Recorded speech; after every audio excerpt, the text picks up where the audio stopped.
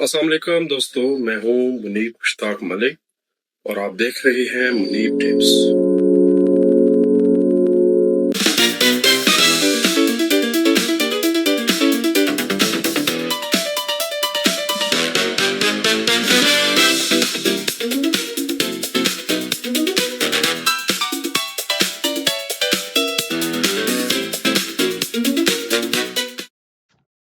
बिस्मिल्लाहिर्रहमानिर्रहीम। उम्मीद है आप लोग खरीद से होंगे जी। Welcome to the Munib tips. और हमने शुरू किया हुआ है चैप्टर नंबर 1 जिसका नाम है ऑपरेटिंग सिस्टम, सॉफ्ट और खिदमात। उसके लॉन्ग क्वेश्चन करने जा रहे हैं। बड़ी शानदार किताब, बड़ी शानदार तरीके से इसको मैनेज किया गया है भाई। पेक्टा वाला ने कमाल कर दिया है।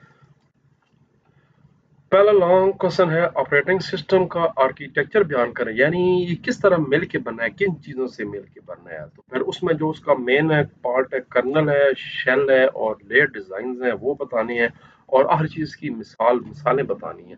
तो 4 टॉपिक हैं, तो 4 दूनी 8 नंबर के लॉन्ग होते हैं और हम पढ़ चुके हैं कि इस चैप्टर में से पक्का लॉन्ग आएगा। जवाब है जी पेज नंबर 3 एंड 4। पहले इसमें शुरू करेंगे जनाब। ऑपरेटिंग सिस्टम आर्किटेक्चर का मतलब क्या है? ये वो तरीका है जिसमें बहुत से मुनज़्ज़म होते हैं और एक साथ मिलकर काम करते हैं। हर हिस्से का एक ख़ास किरदार होता है और वो तमाम मिलकर कंप्यूटर्स को आसानी से काम करने के काबिल बनाते हैं।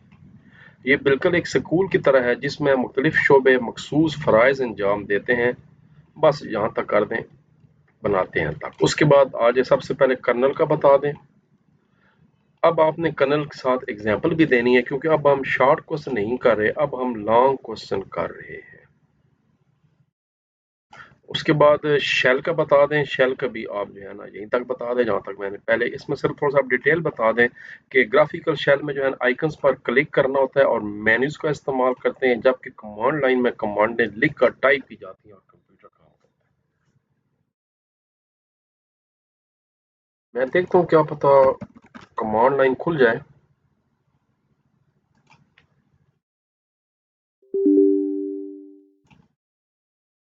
बिल्कुल जनाब, ये कमांड लाइन खुल गई। इसको कहते हैं कमांड लाइन। आप बस सारा कुछ इसके अंदर होता है, आप देख लें। अगर आप डेट देना चाहते हैं, देखिए आपको डेट नजर आ रही है, सारी कमांडें देनी पड़ती हैं। अब ये हमें तो आता है, लेकिन इसके लिए जनाब ये है कि आप इसको वापस जाते हैं। सिर्फ आपको मैंने दिखाना है कि सारी कमांडें यहाँ से की जाती हैं। ये बड़ी एक फन है कमांड लाइन से कंप्यूटर से काम लेने का। उसके बाद जनाब 2 चीजें बता दी आपने। उसके बाद तीसरी चीज जो है वो है OSI की लेयर्स और मॉड्यूल्स डिजाइन। लेयर्स बतानी है। तीनों लोअर लेयर होती है जो सीपीयू, मेमोरी, स्टोरेज और हार्ड ड्राइव के साथ काम करती है। एक मिडल लेयर है जो कि जरूरत पड़ने पर प्रोग्राम उन्हें इस्तेमाल करते हैं। और एक वो चीज़ें जो हम सामने देख रहे हैं, किसी ऐप को जब चला रहे हैं, ये अपर लेयर होती है। जब आप किसी आइकन क्लिक करते हैं, व्हाट्सएप यूज करते हैं, कोई और प्रोग्राम यूज करते हैं, आप उसको चला रहे हैं, ये आप जो यूज कर रहे हैं अपर लेयर पे बैठे हैं। और उसके बाद एग्जाम्पल भी पूछी जा रही है। अब एग्जाम्पल देने के लिए जनाब आप स्कूल सिस्टम की एग्जाम्पल देंगे। आपके स्कूल सिस्टम में सिर्फ बच्चे नहीं होते, स्कूल सिस्टम में बिल्डिंगें होती हैं। बिल्डिंगें बनाने के लिए भी लोग चाहिए, फिर बिल्डिंगों को चलाने के लिए भी लोग चाहिए, जिसको सपोर्ट स्टाफ कहते हैं। चौकीदार, सफाई करने वाले से लेकर आपके एडमिनिस्ट्रेटर तक, आपके क्लरिकल स्टाफ हो गया, फीसें इकट्ठे करने वाले सारे हो गए। फिर इंतजामी होगी जो स्कूल की मेंटेनेंस करते हैं, शेड्यूल बनाते हैं, तैयार करते हैं, कवानीन बनाते हैं। फिर उनके पास स्टोर है, सामान पड़ा है, फर्नीचर पड़ा है, किताबें हैं, स्टेशनरी है, ये सारे हैं। फिर उसके बाद टीचर्स हैं और उसके बाद आप लोग खुद हैं। ये सारे मिला के एक सिस्टम को चलाते हैं। ये 3 लेयर्स हैं। असातिज़ा और तलबा की लेयर है, इंतजामिया की लेयर है और सपोर्ट स्टाफ की लेयर। अच्छा, ये जो पॉइंट है ये समय यहाँ पर है, ये इधर है। एक लेयर सपोर्ट स्टाफ, दूसरी लेयर इंतजामिया और तीसरी लेयर असातिज़ा और तलबा जो फ्रंट पे बैठे। यहाँ तो सवाल आपका एंड हो जाएगा पहला। अगला सवाल देखने के लिए तशरीफ लेकर जाते हैं। प्रोसेस लाइफ साइकिल क्या होता है, यानी कंप्यूटर जो काम कर रहा है वो कैसे काम कर रहा है। पेज नंबर 5 और 6 पे हदायत देने से लेकर जवाब देने तक क्या कुछ हो रहा है। Process life cycle page number 5 آخری لائن. ایک پروسیس اپنی لائف سائیکل کے دوران کئی مراحل سے گزرتا ہے، جیسے تخلیق، آپ نے MS ورڈ اوپن کیا، شروع کر دیا کام کرنا. OS پروگرام کی میموری لوڈ کرتا ہے اور اسے مطلوبہ وسائل دیتا ہے. عمل درآمد ہو گیا اور اس کے بعد اختتام ہو گیا، کام مکمل ہو گیا. OS اپنے وسائل کو آزاد کر دیا. جب آپ نے MS ورڈ کو کلوز کر دیا، اب آپ کا CPU اور آپ کی میموری دوبارہ تیار ہوگی، کسی نئے کام کے لیے تیار ہوگی. اس کی مثال بھی دینی ہے. تخلیق کا مطلب ہے جب صارف کسی آئیکن پہ کلک کرتا ہے تو پروسیس شروع ہو جاتا ہے. جیسے آپ کہتے ہیں جی کہ مجھے کنٹرول ایس کرتے ہیں یا سیو پہ کلک کرتے ہیں کہ بھائی یہ کام کر کے. جب آپ MS ورڈ کے آئیکن پہ کلک کرتے ہیں پروگرام کھلتا ہے، یا جب آپ واٹس ایپ کے آئیکن پہ کلک کرتے ہیں پروگرام کھلتا ہے تو پروسیس شروع ہو گیا. اب آپ اس دوران آپ نے بہت سے کام کیے، میسج لکھا، اس کو سینڈ کیا. سارا کام مکمل کرنے کے بعد آپ نے واٹس ایپ کو کلوز کر دیا، مینیمائز کر دیا، MS ورڈ کو کلوز کر دیا، یا انٹرنیٹ یوز کر رہے تھے کروم براؤزر کلوز کر دیا. تو کمپیوٹر نے کیا کیا، ریم میں سے ان چیزوں کو ختم کر دیا اور ریم کو دوبارہ تیار کر دیا کسی نئے کام کے لیے، اور CPU نے بھی ALU کو اور اپنے رجسٹرز وغیرہ کو صاف کر دیا. تو یہاں تک استعمال کے لیے فارغ کر. چھوٹا سا سوال تھا، آدھے صفحے کا بھی نہیں، بس یہاں سے لے کر اور یہاں تک. اب ہے وہ سوال جو میں کرنا چاہ رہا ہوں. ریم اور ورچوئل میموری کے درمیان فرق واضح کریں اور وضاحت کریں کہ ملٹی تھریڈنگ کارکردگی کو کیسے بہتر بناتی ہے. 3 چیزیں پوچھی جا رہی ہیں: ریم، ورچوئل میموری اور ملٹی تھریڈنگ. 9 10 11 پیج نمبر 9 پہ پہلے چلیں.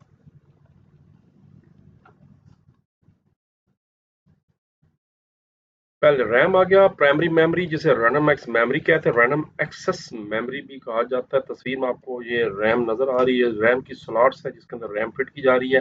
آپ کو 1 اور 2 سلاٹس نظر آ رہی ہیں ریم. یہ ایک تیز رفتار سٹوریج ایریا ہوتا ہے جہاں کمپیوٹر ڈیٹا اور ہدایات کو عارضی طور پر محفوظ کرتا ہے. جب کمپیوٹر بند کر دی جاتا ہے تو اس کا ڈیٹا ختم ہو جاتا ہے، ریم ختم ہو گیا. جی اگلے پیج پہ آ کے ورچوئل میموری کا بتا دیں. ہم تھوڑی دیر پہلے ایک شارٹ کوسچن میں یہ پڑھ چکے ہیں.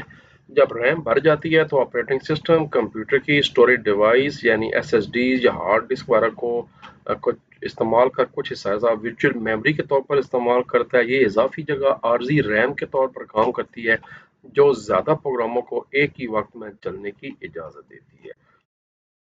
لیکن ہوتا کیا ہے کہ اسٹوریج ڈرائیو ریم کے مقابلے میں کم ڈیٹا کی منتقلی کی رفتار اور زیادہ رسائی کے اوقات پر کام کرتی ہیں.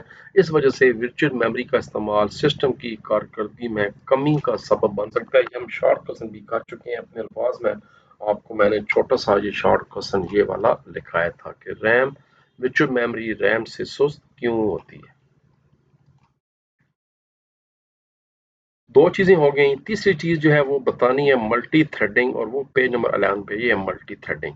ملٹی تھریڈنگ کے یاد رکھیں ڈیفینیشن نہیں پوچھی گئی تھی، اس کے فوائد پوچھے گئے تھے. یہ ہیں بینیفٹس. ملٹی تھریڈنگ کے کئی فوائد ہیں. بہتر کارکردگی ہوتی ہے، کاموں کو کئی تھریڈز میں. اب کبھی آپ نے دھاگے کو دیکھا ہوگا کھول کر، اس کے اندر پھر مزید دھاگے ہوتے ہیں اور یہ دھاگے مزید دھاگوں کے ساتھ مل کر ایک بڑا جو ہے کپڑا بنا دیتے ہیں. تو یہ چیز ہوتی ہے تھریڈنگ. اس سے پیچیدہ آپریشنز تیزی سے مکمل ہو سکتے ہیں اور مجموعی سسٹم کی کارکردگی میں بہتری آتی ہے. نمبر 2، بہتر عمل. جب ایک تھریڈ کسی مخصوص کام میں مصروف ہوتا ہے تب بھی اپلیکیشن رد عمل دیتی رہتی ہیں. جیسے آپ ٹائپنگ بھی کر رہے ہیں اور ساتھ ساتھ MS ورڈ کیا کر رہا ہے کہ آپ کو آپ کی مرضی کے بغیر یا آپ کو بتائے بغیر یا آپ نے ہدایات نہیں بھی دی تھیں پھر بھی وہ اسپیل چیکنگ کرتا جا رہا ہے اور ساتھ ساتھ آپ کو مینشن کرتا جا رہا ہے آپ نے فلاں لفظ غلط لکھا ہے، فلاں غلط لکھا ہے. کئی دفعہ ٹائپنگ میں آپ کو نظر آتا ہے. تو یہ تھریڈنگ اس کو کہا جاتا ہے کہ آپ تو ٹائپنگ کر رہے تھے مگر اسی وقت میں کمپیوٹر ایک اور کام بھی کر رہا تھا، تو وہ بہت سے نے اس نے کاموں کو ڈیوائڈ کی ہوتا. تو یہ ملٹی ٹاسکنگ بھی ہے اور یہ تھریڈنگ بھی ہے، ملٹی تھریڈنگ. اچھا 4 ویسے اس کتاب میں پوائنٹ ہیں. میں نے انگلش والوں کو 2 کرائے ہیں کیونکہ ریم بھی میں نے کرا دی ہے اور ورچوئل میموری بھی کرا دی ہے. تو پھر ان کو میں نے کہا کہ اگر آپ 4 پوائنٹ یاد کر لیں تو یہ چاروں تو اچھی بات ہے، ورنہ کم از کم 2 یا 3 لازمی کر لیں. بہتر کارکردگی، بہتر رد عمل ہے، آپریشنز کے لیے سپورٹ ہے اور وسائل کا مؤثر استعمال ہے. میں ویسے ریکمینڈ کروں کہ 3 لازمی کریں، یہ والا لازمی کر لیں اور پہلے 2 کر لیں جو مرضی ہے، 2 بھی کر لیں تو پھر ہو سکتا ہے ایک آدھ نمبر کٹ جائے، تو جب تیار کرنا ہی ہے تو پھر بہتر ہے کہ 3 پوائنٹ تیار کریں اس کے۔ جناب اگلے سوال کی طرف آتے ہیں، اور وہ سوال ہے سوال نمبر 4، سسٹم کالز کیا ہوتی ہیں، ان کا مقصد کیا ہے، واٹ آر دیئر پرپز، اور کم از کم 3 اقسام کی مثالیں بھی دیں۔ تینوں قسم کی جو سسٹم کال، ویسے 4 لکھی ہوئی ہیں، 3 بتانی ہے۔ میں ویسے کہہ رہا ہوں چاروں یاد کریں، کیونکہ ایکسٹرا شارٹ کوسچن بھی آ سکتا ہے۔ پیج 11 پہ چلیں۔ جیسے ملٹی تھریڈنگ سوال نہیں تھا تو یہ ایکسٹرا شارٹ آ سکتا ہے کہ ملٹی تھریڈنگ کیا ہوتی ہے، اس کو آپ ایز اے ایکسٹرا شارٹ کے طور پر تیار کریں۔ ہاں جی، سسٹم کالز کا بتانا ہے جناب۔ لانگ کوسچن نمبر 4 بھی یہیں سے شروع ہو رہا ہے جو ہمارا شارٹ نمبر 8 تھا۔ اب یہ ہمارا پورا لانگ کوسچن ہے۔ پہلے ڈیفینیشن بتائیں کہ سسٹم کال کیا ہوتی ہے۔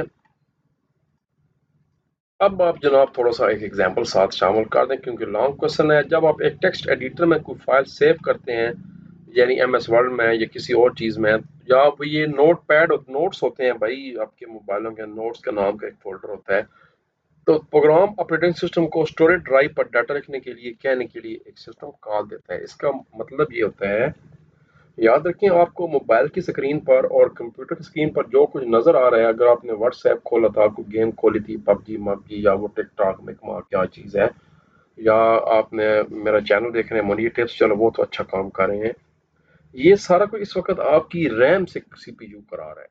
ایک تو جو ڈیٹا تھا وہ آپ کی ہارڈ ڈسک پہ یا آپ کی ایس ایس ڈی پہ یا آپ کی ایس ڈی ریم پہ پڑا تھا۔ جب آپ پروگرام کو کلوز کرتے ہیں تو پھر جا کے وہ جو ہے ڈیٹا ریم ختم ہو جاتا ہے اور ڈیٹا واپس آپ کی ہارڈ ڈسک پہ سیو ہو جاتا ہے۔ تو اگر آپ نے یہ کام کرنے کے لیے ایک کمانڈ یوز کی تو اس کو سسٹم کال کہا جاتا ہے۔ تینوں 4 اقسام میں بتا چکا ہوں، 3 بتانی ہے سوال میں، اور چوتھی ایک لازمی یاد کرنی ہے ایکسٹرا سوال کے لیے۔ یہ ہم نے ایم سی کیو بھی کیا تھا۔ فورک نئی جو ہے نا کمانڈ بنانے کی جو استعمال ہوتا ہے وہ فورک ہوتی ہے۔ کسی ڈیوائس پہ لکھنا ہے اس کے لیے رائٹ کمانڈ، یہ سسٹم کال ہے۔ کسی فائل کو اوپن کر کے پڑھنا ہے اس کے لیے ریڈ کمانڈ ہے، یہ سسٹم کال ہے۔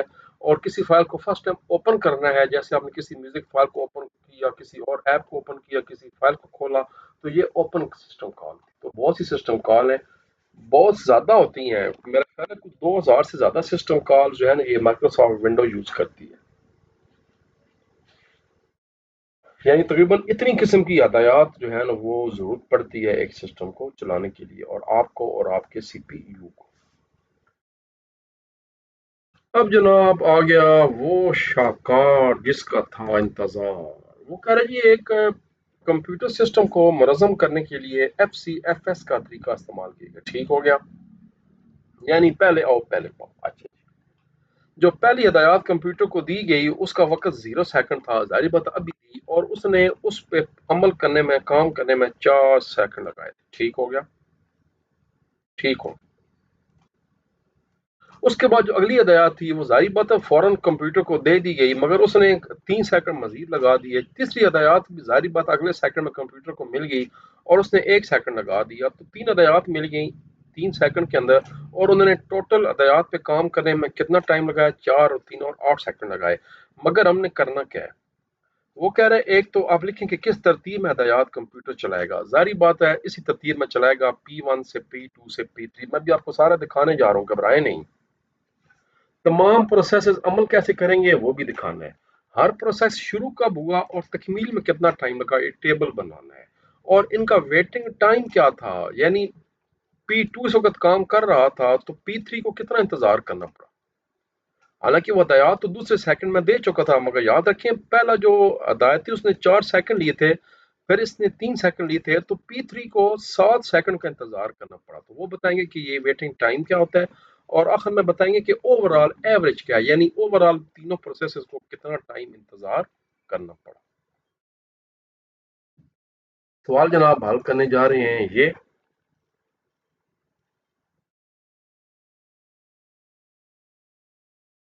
شروع کریں گے۔ لو جی کاپی پنسل کے لیے تیار ہو جائیں۔ یہ تو پہلے سوال تھا اور یہاں سے شروع ہو رہا ہے جناب. نمبر 1 پوچھا گیا جی پروسیسز کس ترتیب سے چلیں گے. ظاہری بات ہے پروسیسز FCFS ترتیب سے چل رہے ہیں، یعنی پہلے آؤ پہلے پاؤ. تو P1 سب سے پہلے آیا 0 سیکنڈ پر، P2 اس کے بعد آیا 1 سیکنڈ پر، اور P3 سب سے آخر میں آیا 2 سیکنڈ پر. تو ترتیب کیا ہوگی؟ P3 P2 P1. نہیں، یہ الٹا لکھا ہوا ہے ترتیب. میں انگلش والے میں دیکھتا ہوں، یہ اردو میں ترجمہ کرنے میں ٹائم لگ گیا اس کو، کیونکہ میں نے ٹرانسلیٹ کروایا. یہ ترتیب اس کی یہ ہوگی P1 سے P2 سے P3 تک. آپ نے یہ ترتیب لکھنی ہے، آلٹر لکھنا ہے.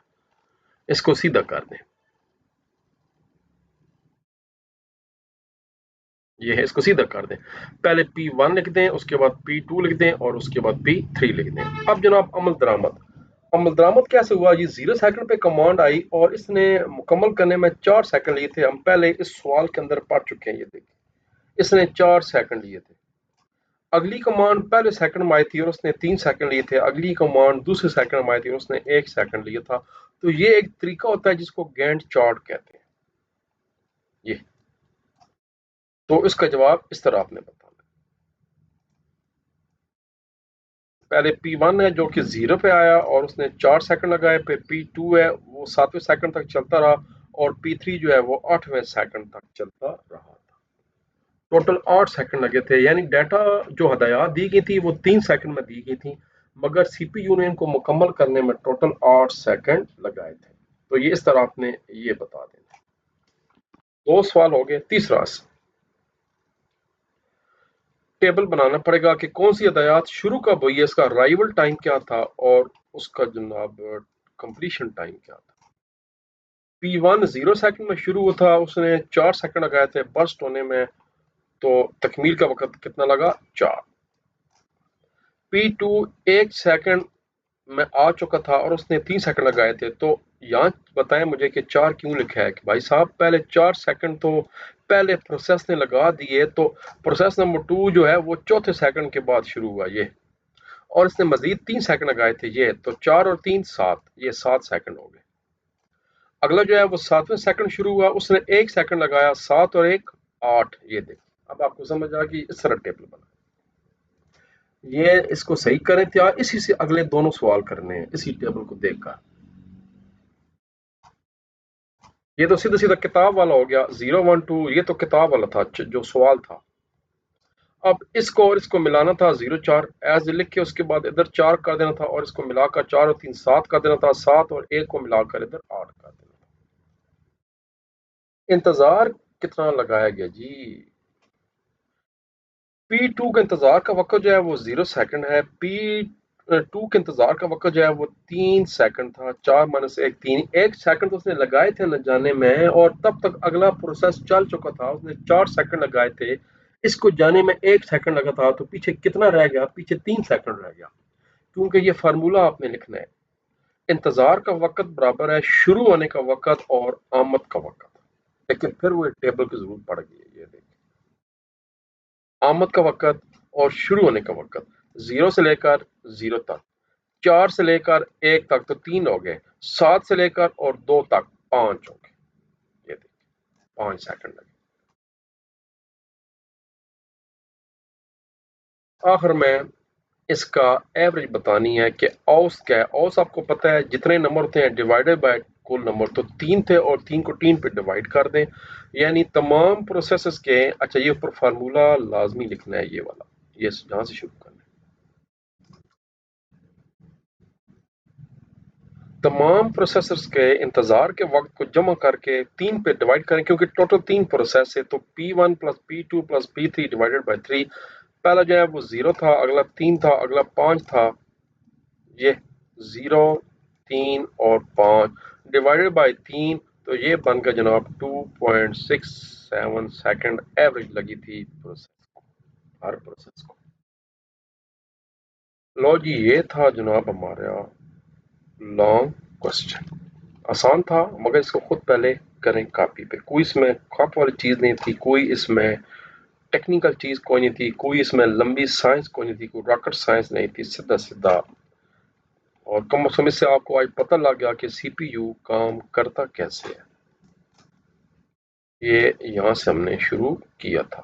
یہ صرف میں نے کہا تھا اس کو ٹھیک کر لیں. P1 پہلے لکھیں, P2 بعد میں لکھیں اور P3 آخر میں لکھیں. اس کو ترتیب کو ٹھیک کر دیں. یہاں سے جو ہے ہمارا لانگ کوسچن شروع ہوتا ہے چلنے کی ترتیب. دیکھتے ہیں جب ہمارا اگلا لانگ کوسچن کون سا ہے. کوئی بھی نہیں ہے تو پھر پیغام تو کو سنیں دوستوں اب اور تک کے بیٹھ لیے جاتے اتنا ہیں ہی. اگلی ویڈیو. مزید اس طرح کی ویڈیوز کے لیے سبسکرائب کریں, لائک کریں اور کومنٹس ضرور دیا کریں تاکہ مجھے پتہ لگے کیا صورتحال ہے. تو پھر نیکسٹ ویڈیو تک کے لیے اللہ حافظ.